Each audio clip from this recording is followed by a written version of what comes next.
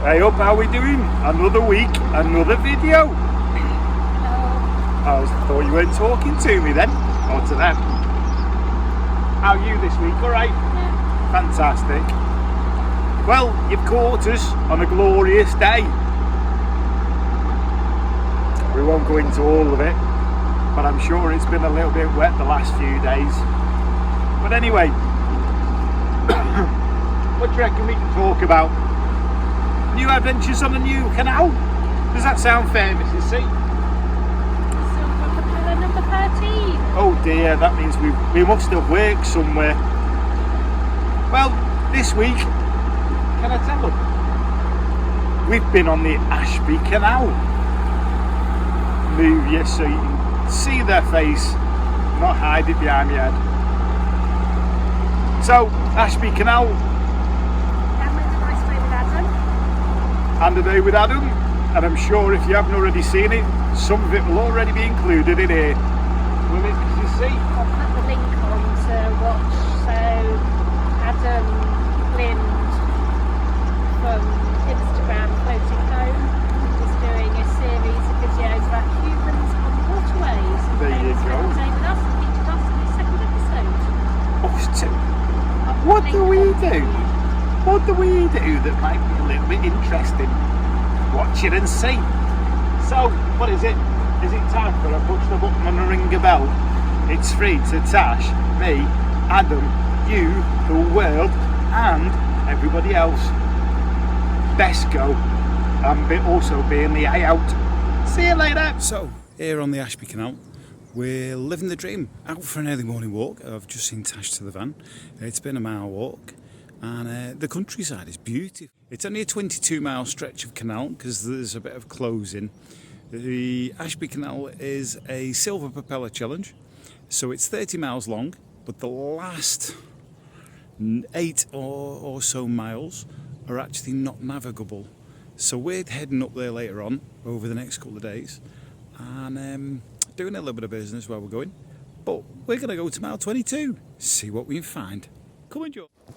And like, the bridges are made of different brick. Well, they're not brick, they're stone here. Presumed quarried out of one of the local quarries that we've passed over the last couple of days, and possibly come out of quarries on the Coventry. But it's one to go looking at. But this is bridge number 13, and but beautiful stone bridge, and just through it you can just make out the boat. Here's the mile markers on the Ashby Canal. As we've explained in previous videos, canals used to be charged for use per mile and according to the cargo. So this one, instead of showing you how many miles you've actually gone, it's a count up and a count down to either end. So we're 12 miles from Coventry Canal end and 18 miles from the end of the navigation. Here's Sutton Wharf. We're moored just down there. Just beyond the wharf there is another 3 or 4 moorings against a plastic pontoon, which is just as well because it is busy here. This one here is a 1 hour mooring. And then you've got a cafe and tea rooms just there.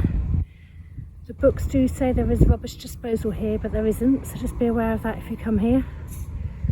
And then there's a nice big car park that's gated and locked at night.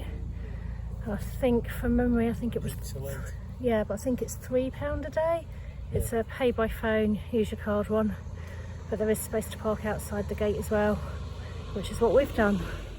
It's one of them. If you go down in the woods today, you'll never know what you'll find. We're going for a walk. We've taken the afternoon off cruising. Where could we be going? Do you know? No, just following you. Okay. Looking at the big scratch in the back of your head. Okay. There you go. We'll see where we get to. So we followed the footpath from where the boat's moored at Sutton Wharf, and we've arrived to the site where the Battle of Bosworth Trail, well, Battle of Bosworth is, and this sign's just telling us about the circular trail. So, right behind us, see, that's the battle site, we have the visitors centre. So we might get to have a quick browse through the garden gate just before it shuts, because it's probably shut now. And the car park's up there, but we'll follow the trail and see where it takes us. So this is the heritage centre of the Battle of Bosworth, and I think they're closing, to be honest. I beg your pardon? Listening to us having been in Leicester on the boat, because that was where Richard III died. Yeah. Well, where his body was found. And I presume, going from the fact that everywhere's shut, we're closed. But come and have a look on a date. We're going to go and follow the memorial signs and do the 2k walk. But there's also a train line at Shenton, which does where the troops came in and out, apparently, on the 2k walk. So we'll see whether there's any points of interest as we go. Following Tash up the hill from the Heritage Centre, there's two huge flags. Hopefully when we get closer, due to the sun, we'll be able to see them properly.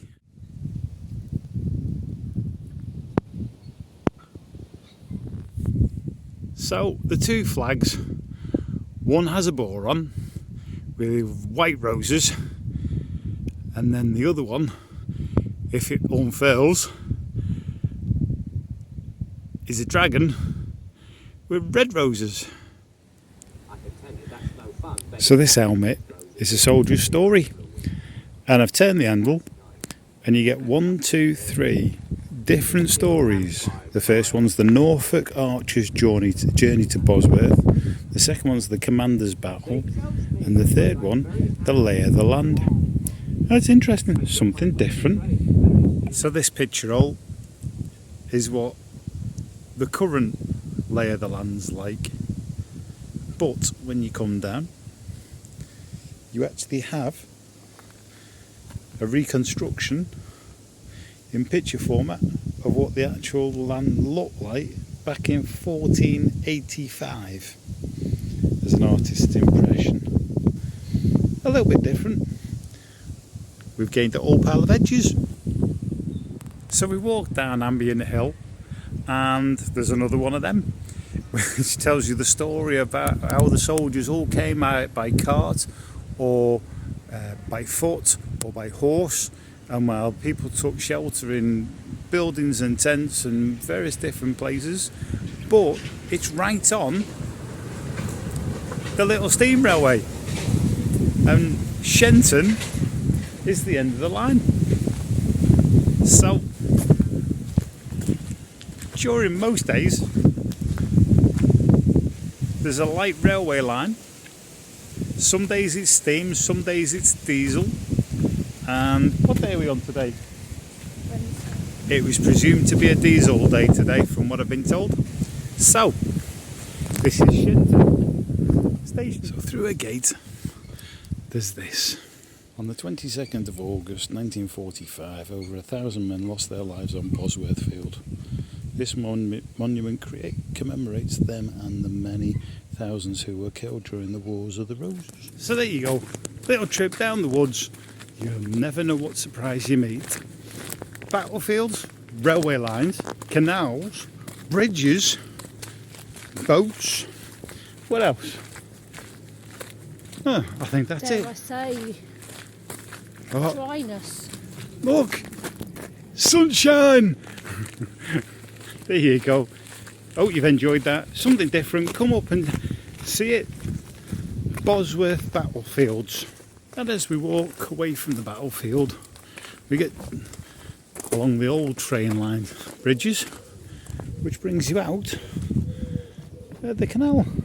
So instead of going back through Beyond Mod, back up to the visitors centre, there is a canal. So this is the old train line, or the battlefield line as it's called, where it stops up at Shenton station, and you can continue walking down it as a nature path, which once you've crossed over the bridge, as you've just done with us, you get to the canal, and then we can walk back to Sutton Wharf, which is the way that boat's going to. So we're going to go that way. You're walking along the towpath, you see these, and you're wondering, why have they got metalwork? They've extended the width of the towpath. Well, it's not. This is there, the support that holds the actual metalwork of the actual bank in place. They have a sheet in with a bolt attached at the end of this bar, and this bar runs the full length to the actual toe, to the wall of the canal. Don't know whether you can turn around and see it or understand that one. I'll try and make a drawing up to explain it. Look, it's raining again. He's not happy, he's not talking. I'm just trying to keep things dry. Not far to go now to the top of the navigation. We're just going to enter Snareston Tunnel, which is 228 metres long, so only a short one. And then we'll get to the head of navigation. No, we're going to turn around, aren't we, the winding hole before we get to the head of navigation, reverse to the head of navigation, and then cruise back down and more down here. And then in the morning, before we move off, we're going to walk back over the top again, because apparently there's a good society shop, Ashby Canal Society shop at the top, where we might be able to buy some stock to upcycle. Here we go in Snareston Tunnel.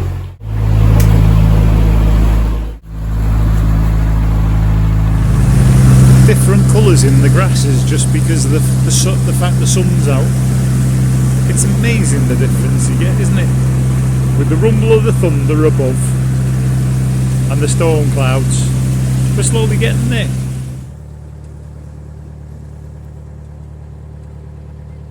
Go on, tell me what you've just told me. That's the first time I've ever seen an owl in the wild. Cool. Oh, there you go. You spotted it. Yeah. It's one for Flew you. about loads. Huh? Flew about loads. Yeah. Right, well I'm going to turn around and do a talky bit, because this bend, not that you'll be able to see, is where we have a mile marker, which we'll take a note of in a minute. See the mile.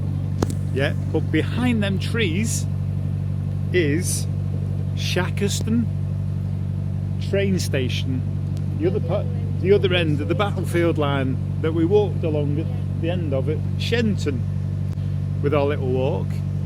And the mile marker, 18 with 12 to go, but it's not quite 12 because 8 miles of it is actually unnavigable, so we've only got about 4 miles. So that's where the old railway line used to run. It used to run further, but it doesn't anymore, so it's become a walk trail. A little bit further, as far as not far from Mesham. So there's a nice little walkway at the other end, just like we had last night. Here we are, just getting to Snareston Wharf at the top of the navigation. We're thinking this could possibly be where we need to wind to reverse to the end, but we're going to moor up on the landing for the swing bridge, have a look at the map and the instructions, and then decide what we need to do. Another wet morning. Hey up, how are we doing? Alright. So we are heading down to the head of navigation on the Ashby Canal. We're going slowly. There's men working on the canal, towpath. We've got a few hundred metres to go to achieve our 13th silver propeller challenge. And we're going to have to reverse all the way back up. Yeah, and then reverse back up because the Windsor Hole is only 52 foot. But hey, it's all good fun. So the Ashby Canal right, she's doing it facing us. So the Ashby Canal was originally built to transport coal and lime from Moira down to Bedworth on the Coventry Canal, and then obviously it can go from there either south down the North Oxford or north up the Coventry Canal and onto the Trent and Mersey at Friendly Junction. The canal started falling into disrepair once it wasn't used so much, and then in the 1960s, 1966, the Ashby Canal Restoration Society was formed because they were concerned because 9 miles of it had become unnavigable due to subsidence because of mining. So they're now raising funds and carrying out works to restore those 9 miles. 1 mile has been restored and is used by the far end. Is used by canoeists up near Moira and walkers, general leisure activities. I'll put a link below for the Ashby Canal Society, so you can have a look at that if you want to come and explore the area. And we'll do a picture and a video when we get to the end in a few minutes. Yay! Here we are, arriving at Bridge 62, which is the end of the navigation. We can take our photograph here for the Silver Propeller Challenge and then reverse back down. So here we are, on the bridge is a plaque, Midland Railway Notice. Once a bit closer I'll be able to read it. You can actually see the fact that it's a dead end one. Yes, you can see the dead end, see if I can zoom in. And that's the end of the canal. So the plaque says, this bridge belonging to the Midland Railway Company is insufficient to carry weights beyond the ordinary traffic of the district. The owners and persons in charge of locomotive traction engines and other ponderous carriages are warned against passing them over the bridge and will be held responsible for any damage caused by such engines or carriages passing over. Derby, July the 31st, 1889. Here we go, big reverse back. Thankfully this section, the longest section, is quite straight, and then once we get to the bend where the boats are moored, it's not too far, through to the swing bridge, and then we can go and see if we can buy a plaque for the head of navigation and see if there's bins for giving our rubbish, and then head down to Trinity Marina, ready for another great weekend with the village mutton. Sign on that white building with the arrow over is Midland Railway Waterways Wharf. There was also large sections of tramways built at the top of the navigation, which was used for transporting to and from the canal from the coal mines.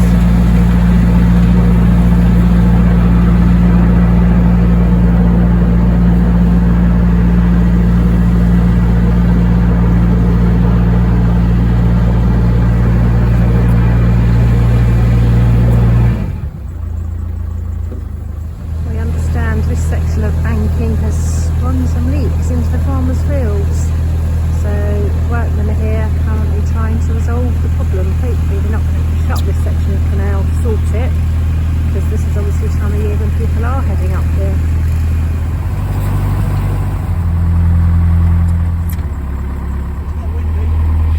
Expertly reversed, almost at the swing bridge. Here we go, through the swing bridge and then down to the winding hole. As part of the fundraising for the restoration, this particular piece is for the Gilwiscore Aqueduct appeal. You can buy a brick, £10 for a plain brick, or £100 to have your name on a brick. Nice way to have a piece of history. Final piece of manoeuvring now to turn around here in this winding hole, and then we can head down to Trinity Marina forwards, which would be quite handy.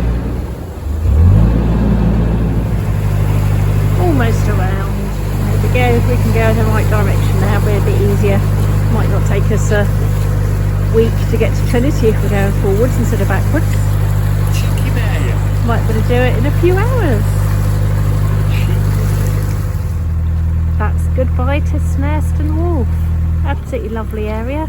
Well worth a visit if you can get up here. Another wet, windy Friday afternoon. Paul's just arrived at Trinity Marina and we were going to reverse the boat in, but we'll wait and see what the wind does. Might end up doing a full turn and going in forwards.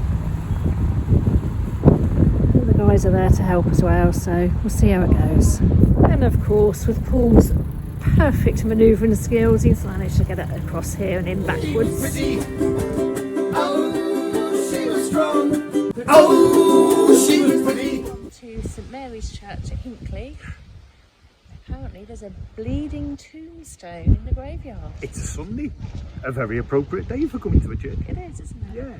So we're going to have a look around here and then we're going to go and look at the Atkins building, which is the old stocking factory. Sorry, I was very taken aback by the squirrel. It's so tame, it's just like ran past us and looked and went to say, what are you up to? Oh, yeah. Stocking. Yes. So we'll look for the tombstone first and then we'll go and investigate the stocking factory. There you go. And the castle. There's apparently used to be a castle here and there's just a bailey and a bit of a boat left, so we'll see if we can find that as well. Okie dokie, let's go on a search. This way. We've walked all the way around the graveyard and we haven't managed to find the headstone of Richard Smith. As folklore has it, he was murdered on the 12th of April 1727 and the gravestone apparently bleeds on the anniversary of his death each year. But I think over the years it has attracted quite a lot of interest, and looking up online it does say that he was originally buried by the east wall of the church, but the headstone has now been moved to protect it, so not sure where they've put it, but we certainly can't find it. Unfortunately, once again we've drawn a blank looking for the castle moat and bailey, but using our wonderful powers of deduction, everything around here is called Castle something. We just come off of Castle Walk and this does very much look like it could have been the old moat. There is water in there now, obviously, for a pond for locals to enjoy the area. There's a piece of very old wall in the shot down there. And we are on the top of a hill, which is obviously where castles were built. So we're making a presumption, maybe incorrectly, but hopefully not, that this is the site of the old castle in Hinckley.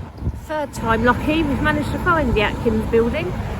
So this is where the stockings and tights used to be made, which was one of the largest industries in Hinckley last century. The Atkins family have got links with hosiery dating back to the 1700s. This building was built in 1877, but it was originally just the 3 stories above ground and the basement, and then the top floor was actually added in the 1940s. And it cost just £4,800 to build. Opposite the Atkins building is this beautiful old cottage, and a gentleman called William Iliff introduced a stocking frame to Hinckley in 1689. This building is now a Hinckley and District Museum, but unfortunately it's only open on Saturdays and Mondays. So as it's Sunday, we can't go in and have a look. So we've come out of Trinity Marina. We've got a squeak on the alternator belt, which we need to look at. But I think that's just because it's warming up. But we'll look at it a little bit later on. We had a fantastic weekend here at Trinity Marina, which with the village butty and all the staff and residents here. And it's been great to catch up. We definitely will be back. We've had a fantastic weekend trading. We've had a fantastic social weekend. Yet again, 2 weekends on the trot. And it's a shame to actually be going. Thank you very much, everybody, at Trinity Marina and Aquavista. So there you go. New adventures up the Ashby Canal.